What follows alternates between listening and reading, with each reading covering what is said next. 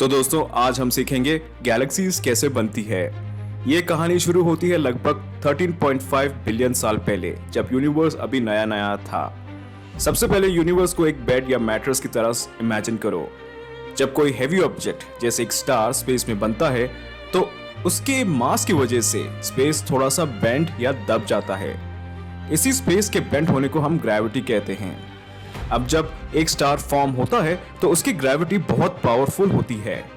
ये ग्रेविटी आसपास के हाइड्रोजन और हीलियम एटम्स को अपनी तरफ खींचने लगती है।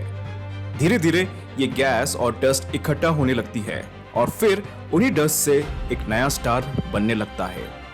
जब बहुत सारे स्टार एक ही रीजन में बन जाते हैं तो उनका एक ग्रुप बन जाता है जिसे हम स्टार क्लस्टर कहते हैं। अब एक इंटरेस्टिंग चीज आपको समझना होगा।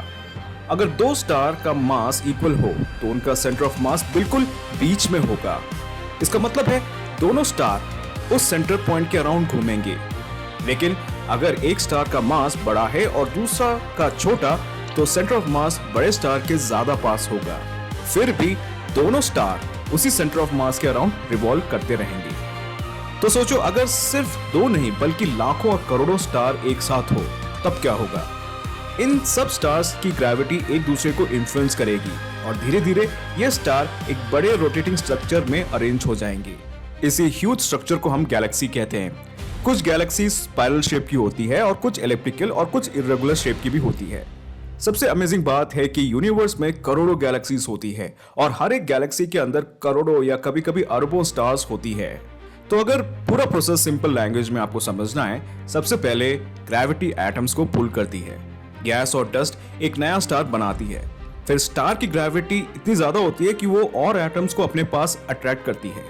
इसलिए नया स्टार्स बनते हैं और स्टार क्लस्टर्स फॉर्म होते हैं। स्टार्स के एक कॉमन सेंटर ऑफ मास के अराउंड रिवॉल्व करते हैं और टाइम के साथ ये ह्यूज रोटेटिंग गैलेक्सीज बन जाती है।